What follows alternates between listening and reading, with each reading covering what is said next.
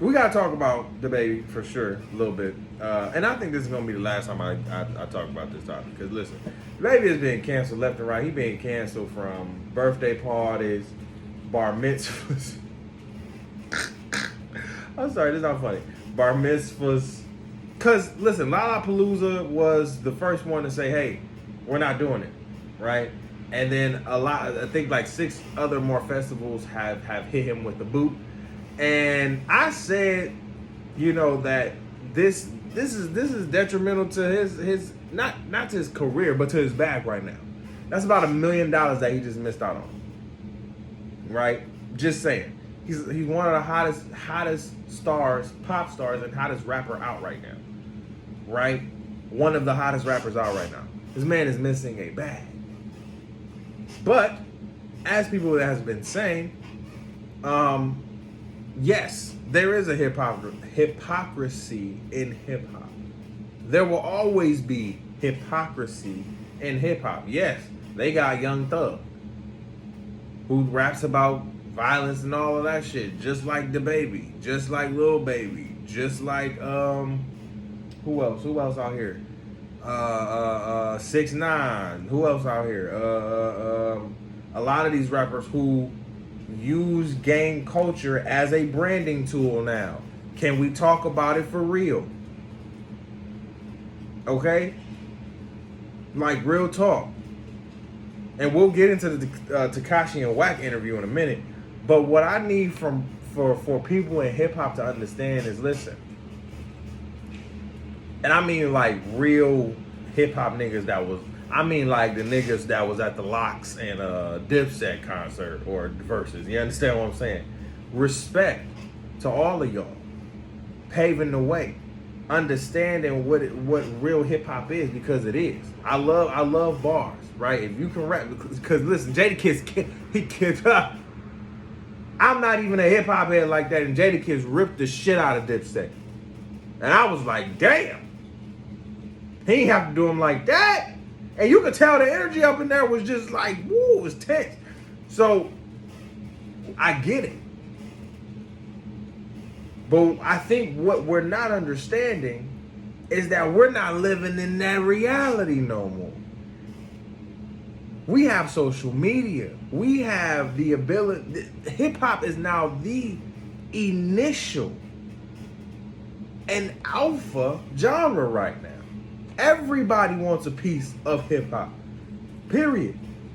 Everybody has been taking a piece of hip-hop. And if y'all really want to go into hypocrisy when it comes to, oh, well, they want my music, but then they want to take away they want to take away my shit and everything like that. Bro, do you really want to go there when it comes to men and women in hip-hop? Oh, right, because niggas gonna sit there and be like, oh, here you go. No. Because y'all never want to go there, right? But we can sit here and have this conversation when a hip-hop artist gets his shit taken down or has to face his consequences. Listen, obviously, I've seen DaBaby on his Instagram. He chilling. And I said this, the man is going to be fine. He got bags. He's going to be fine. What his PR team was worried as fuck. He's going to be straight though. Because honestly, he meant what he said, and he said what he said. Okay? He said what he said, and he meant what he said. That's what happened. Panther, what is going on? Let me know what's happening. You all right? See, you gonna trip and bust your ass. Don't hurt yourself. Lord have mercy. But no, we don't like to get into this conversation, right? So when a rapper says anything homophobic, right, on that big stage, first of all, Boosie, nobody's gonna cancel you. Let's keep it a bean. As much as I love the South, okay, Boosie, you're a Southern rapper, okay. You're not on the level of DaBaby. We know that. Social media wise, you a star though. And I hate that Instagram took your shit down. But you keep saying wild shit. But what I think y'all not understanding is that the same niggas that y'all sit here and disrespect, call gay, and call the LGBTQ community, especially the gay community, out of their name, those are the same motherfuckers who buy your music. Same motherfuckers who buy your music. And if you want to get real, the same niggas that be twerking at your fucking shows and your parties. And y'all don't say shit when those checks be clearing. When those debit cards be buying your tickets. This is what I'm saying. He said something that was very random. Here's the thing. And I'm going to break it down for y'all. And this is it. This is it. We're going to leave it here. He said something very fucking random. Now, DJ Academics went on and said, and I think he has a point. When DJs was DJing and the crowd was fucked up, yes, a lot of people were like, yo, if you got 5,000, put your hands up, put a light up in the air, some shit like that. However, I've never been to a party nor hosted parties with DJs where they have sat here and said, yo, if you ain't got no STDs or HIV, put your lighter in there. Because listen here, niggas start looking. Oh shit.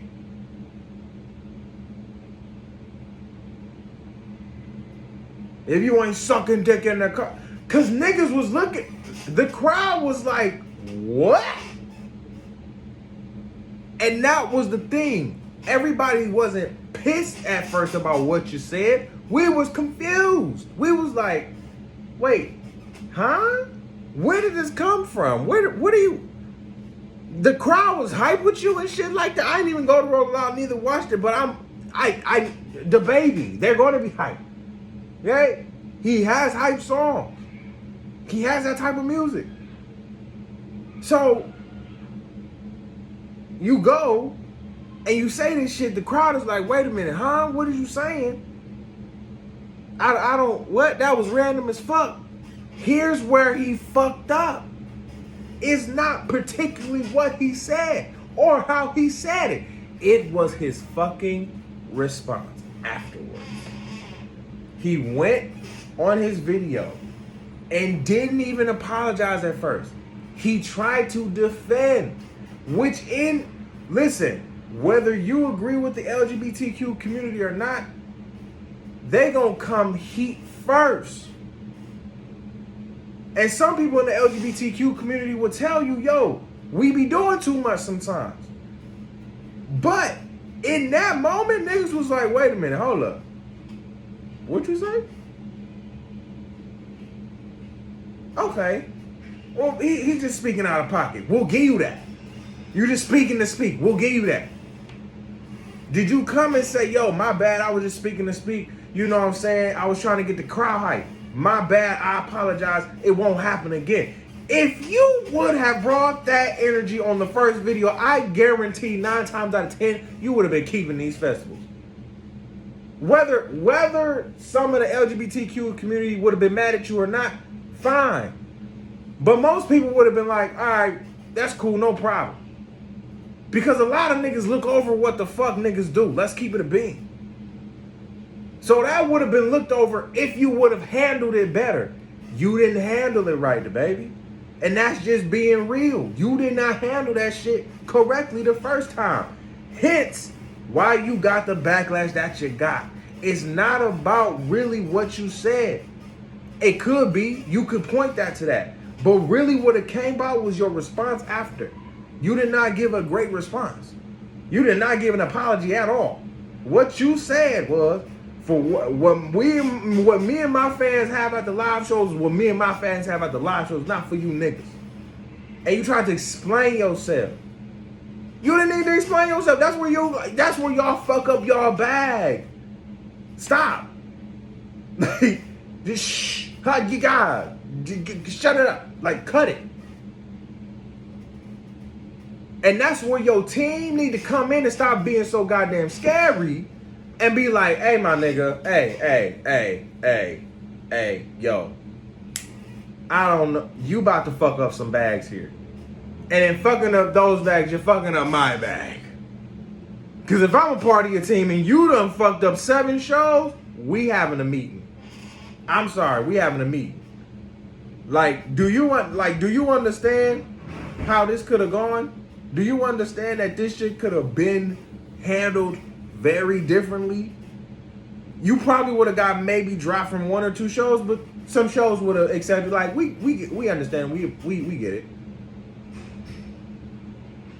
But because you didn't do it and you didn't handle it correctly, Lollapalooza dropped you, and then from there on, was it a fact?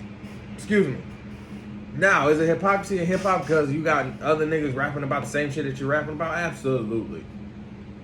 Envy on the Breakfast Club talking about, well, Eminem got home in full delirium. Eminem doesn't perform at the level that DaBaby is performing right now. Now, if he has a concert, of course he's going to sell the fuck out. But I don't believe that Eminem is going to come out and say, hey, if you ain't got no HIV or STDs, because you have common sense to know what type of reality we're living in, man. And here's the thing.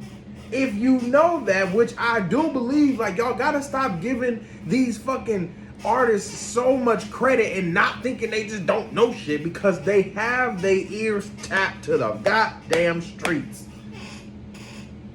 They got their ears tapped to the streets. They know what's good.